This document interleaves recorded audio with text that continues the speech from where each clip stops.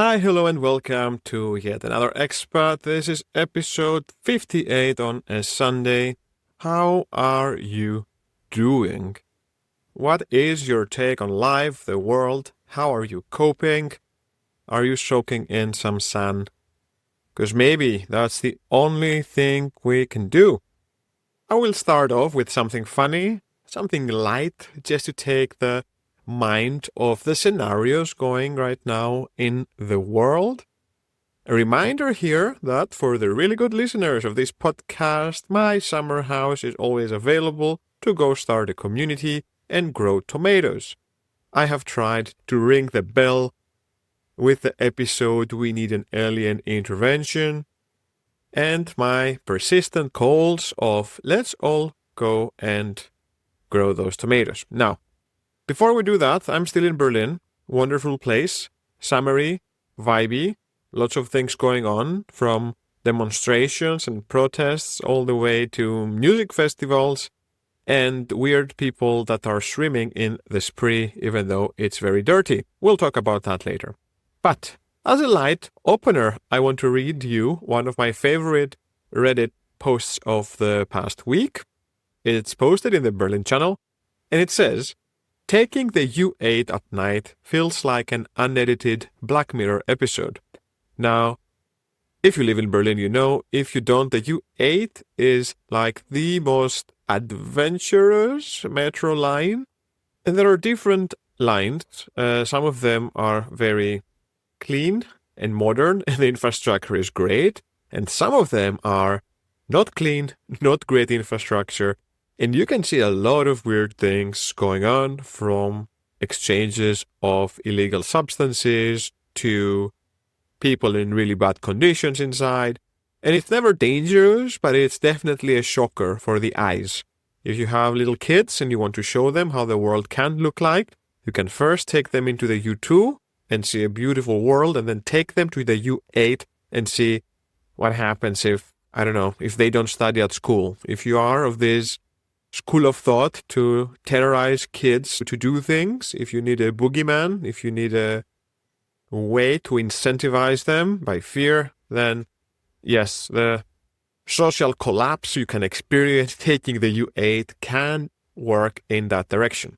So, this post here on Reddit is saying, "Taking the U8 at night feels like an unedited Black Mirror episodes. I took the U8 at 2 a.m. and I saw a guy eating spaghetti with his hands, a couple fighting in 3 languages, and someone beatboxing aggressively to no one. Do you guys just accept it as the normal now? Should I bring popcorn next time?" Now, what's great about this thread is that the most voted reply is the one that says, "Oh, and you haven't even met the woman that sells dick pics. Comment below that, she is the best. Comment below that, please explain. Below that, she sells buttons featuring unsolicited dick pics she has received." And this blew my mind. Apparently, this is true. There is a woman that is making and selling stickers from unwanted dick pics she is receiving. And she goes into the U8 and she's selling them. And this is what I want to bring here. I am not in any way affiliated or advertising, but she has a website. It's called realdickpic.com, and the concept is that she has received so many dick pics that she decided to do something about it. And the whole concept is that the unsolicited dick pics can become solicited if you ask for them. So if you buy a sticker or if you buy one of these prints, actually the dick pic becomes solicited, it becomes wanted, right? So this woman is like, "Hey, I've received so many photos of unwanted men's genitals that I decided to request something in return." And she says most women, what can they do when they receive something like this? They can make fun of the dick or block the spammer or reply to them with a picture of someone else's dick. That's also an interesting move. And then she decided, when life gives you dicks, you make dickonade. These are her words. And after giving her number to guys expecting to go out on a date, but instead of a beer, they sent dick pics. Her conclusion was quite obvious. I will sell your dick pics to get my own beer. And I just love this idea. When I was reading this Reddit post, I thought that it was just a joke or some deranged person. But this woman has a plan, and she is using all the dick pics to make stickers and badges, and then sells them back at the U8, teaching people a lesson, making some money in. I take the U8.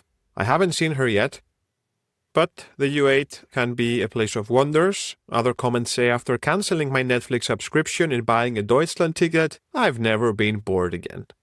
Other comments include stories of a guy who carried a loaf of bread in his arms like a baby, a dominating, submissive couple, where they were completely dressed in leather and had to walk on his knees, the dude, on a dog leash. There are 2 different guys who read out the next stations out loud in a computer voice. People doing pole dancing on the handling things. But perhaps this should be a separate episode, just reading some of these comments, the things that have happened in the U8 line.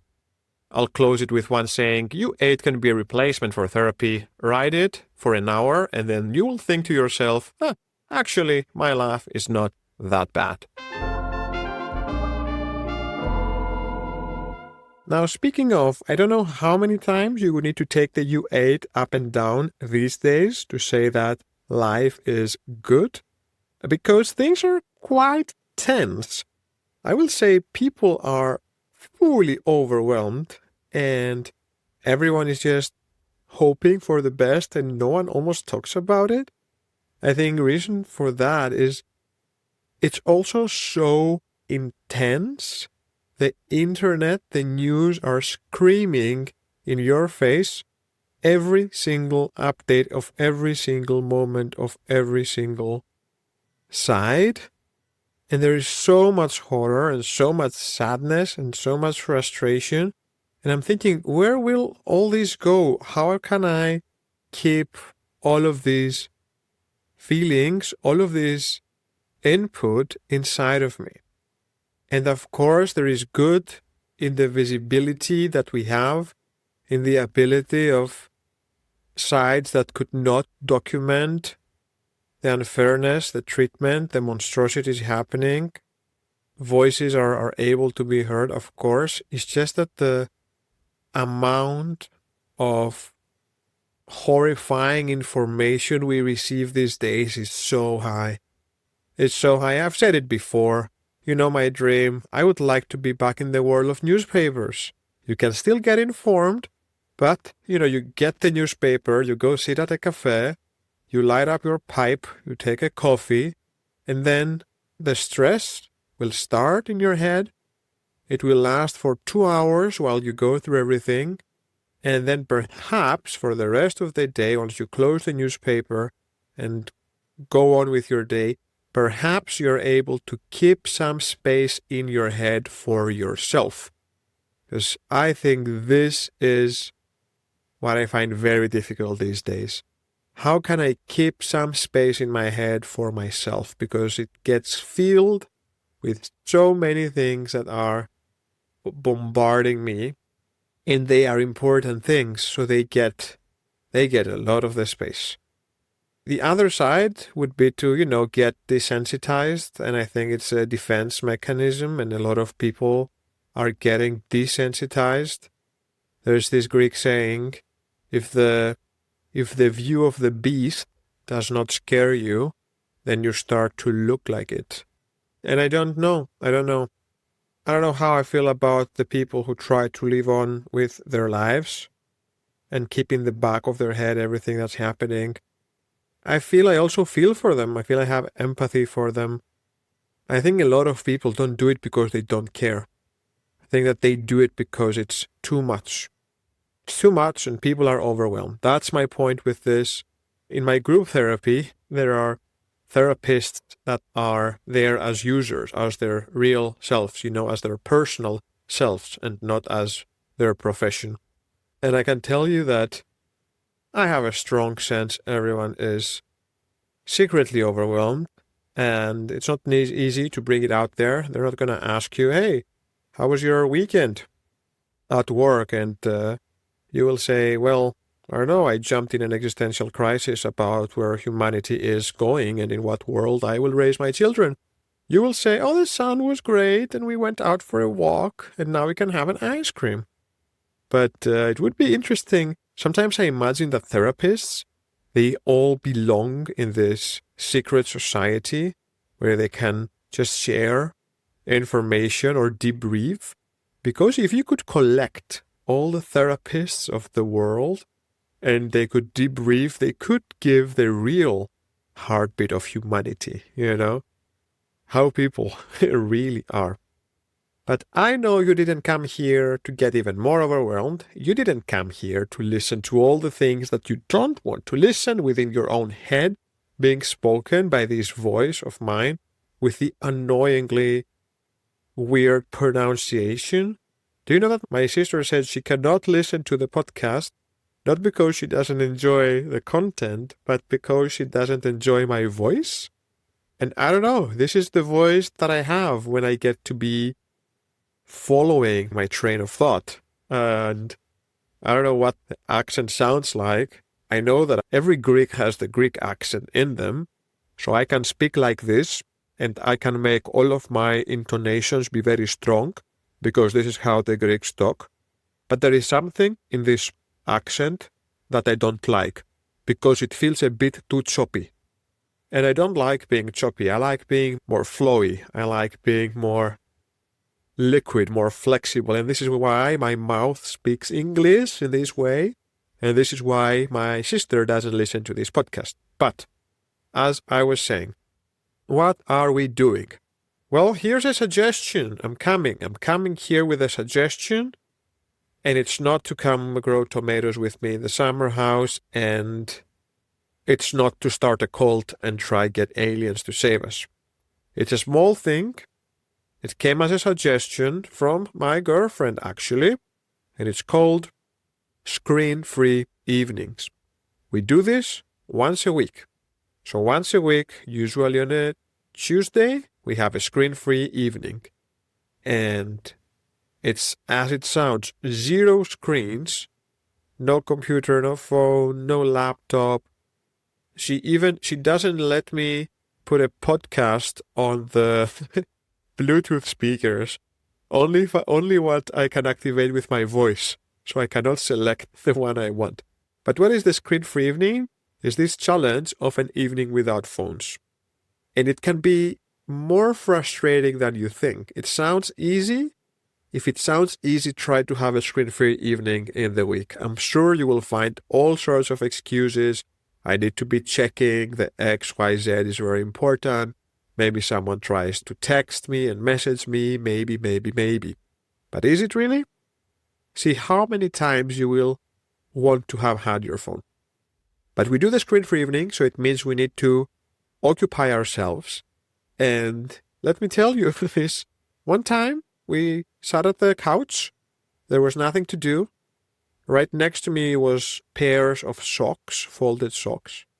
And so I grabbed a pair, and I tried to basketball it inside a vase. And then it's a heavy vase.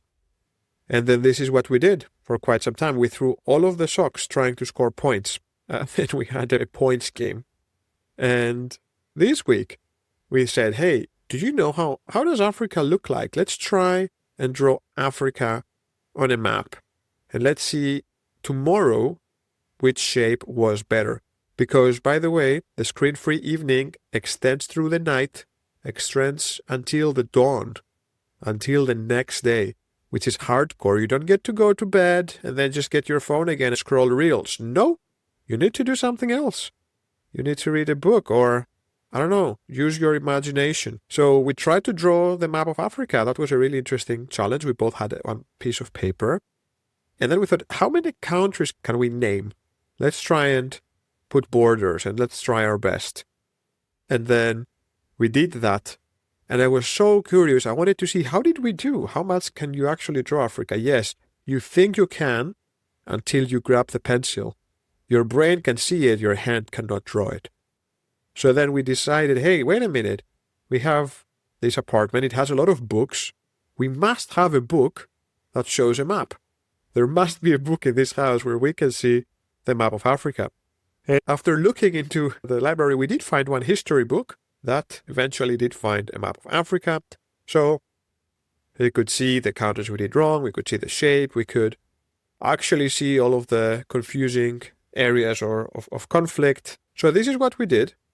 And now this is thing I'm saying is 2 weeks ago. It was so much fun, but the biggest thing is it was so memorable. If you ask me what I did yesterday, I don't know. If you ask me what I did 3 screen-free Tuesdays ago, I remember. So this is my suggestion. Screen-free evening. Can you do it? 0 screen. And where will that lead you? Who are you when you don't have your phone? What will...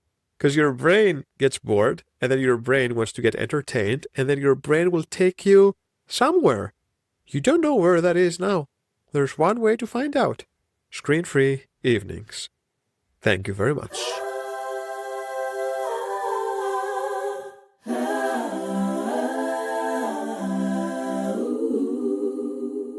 And on our last topic, so we end with something on the light side. I can unfortunately let you know that the super donors will stop. What are the super donors? Well, apparently when you donate sperm, some people are just really good at it. Like their sperm is really good. And then their sperm gets used to fertilize multiple eggs and embryos. And there have been stories, multiple stories, of kids starting doing all these DNA tests and then realizing that they have 50 or 60 siblings because they all come from the same donor. And now it looks like the EU is going to implement a limit to stop donors for, donating too much, to stop too many babies coming from the same donor. And I'm incredibly sad about this because I don't think I've said it in a podcast, but some of my friends know it. This was my lifelong dream, to be a sperm donor in as many places as I can. But I was thinking that I'm going to be a sperm donor. My sperm is going to be so good. I will get to have hundreds of kids. I will donate in different places. And my plan was that somehow in the future with technology, I will be able to activate all these children. They will realize that I am their father and I can have my own army of kids. This was my plan, a bit of a sci-fi, but the fact that people can have hundreds of kids if they are sperm donors was an a very important piece of this master plan I had. And here is the EU coming because they found out about this loophole, they found out about the hack.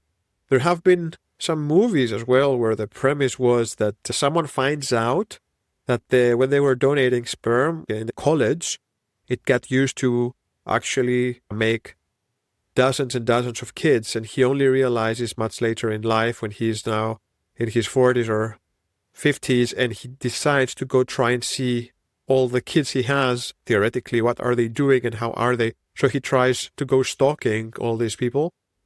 So yes, I'm a bit too old for that now, and I already have 1 kid. But I'm sad to say that there goes my plan for a kid army one day. It's no longer acceptable for kids to discover that they have 70 or even more siblings, is what the ministries of health of EU say, asking to put limits in sperm donations. Maybe you still have some time left. Now, lastly, for those in Berlin, if you don't know, there is actually an organization that's really trying to get the Spree cleaned and accessible for swimming, which sounds divine. To be able to swim in the Spree, having a river in the middle of the city and not being able to swim is a bit painful, having to drive all the way into these lakes where you cannot park and all of that. I was always jealous of the Swiss people that can just jump in the river. Some people commute through the river to go to their jobs. This is something that happens in Switzerland. It's easier to just get in the river and let the flow take you and then just hop off. So there are actual people who do commute by taking the river. But yes, in Berlin, there is Flussbad EV, who is an NGO, and one of the ways they protest is by trying to make the Spree River swimmable. But they made this event where people went and started swimming in the Spree. They actually did it. They did it a few days ago. Now, here's the thing that confuses me, okay? This organization has the goal to convince the government to clean up the Spree and take out all of the petrol exhaustion, trash, plastic, metal waste that makes it super dirty to swim, and push the government to clean it. And there is a project to take a small piece of the Spree, clean it up, and make it able for people to swim for 2027, I think. So that's in the plans. Now, this organization of people that wants to push further for this made this event where people put on their swimsuits and actually jumped in the Spree, in the river, in the middle of Berlin, to show how it would be if people can actually swim. But there is a catch there, you see? You see the catch? The river is not cleaned yet. Why are you jumping in? Because looking at the video of this event, I'm thinking, good luck finding a medical appointment anytime soon. I think all these people are going to get in line. So, yes, thank you, Flussbad Berlin. Thank you for seeking to transform the Spree Canal into a natural swimming zone. I agree. I agree for the right to swim and for swimmable cities. But how about you find a different way to raise awareness than getting a few hundreds of people with their swimsuits actually go in the river before it gets cleaned? But again, no hate. They have my respect. Someone needs to be a pioneer for us normies to come and follow, right? Someone is always first in battle. Someone is always on the front line. I guess these people and whatever is left of them after swimming in the Spree as a form of protest is who's doing this front line. So the rest of us can one day go and enjoy the canal. It's the same like a Bill Burr joke that said he doesn't understand people who do the hair implant. He was saying that it's not a finished project yet. Why would you go while they are still figuring it out? Like they're stapling things on your head. It's not the final form. They haven't fully unlocked it. Wait for them to figure it out and then you go. Well, this is my technique. This is what I will do. And this is how this podcast now will end. If you enjoy it, if you like listening, random thoughts and news, a bit of Berlin, a bit of Greece, a bit of the world and the mess we're all in, keep on listening to the podcast. If you can add a review on Spotify, that counts a lot. If you want to leave a comment on Spotify, that counts a lot. And it also makes me happy to see new people in. So, this has been it. Do your things. Good luck to us all, and I'll see you next week. Ciao.